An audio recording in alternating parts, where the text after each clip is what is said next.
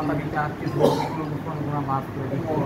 আল্লাহ আমরা যে উদ্দেশ্য এখানে সকলে উপস্থিত হাজির হয়েছি, আল্লাহ সকলকে উদ্দেশ্য এই সফল করার পর এই মাদ্রাসাকে কেমন আল্লাহ এই মাদ্রাসা বাণী যারা ছিলেন, বিশেষ করে মরহুম মহিবুল্লাহ সাহেব রহমতুল্লাহ আলাই, আল্লাহ তার কবরকে জান্নাতের বাগান বানায়।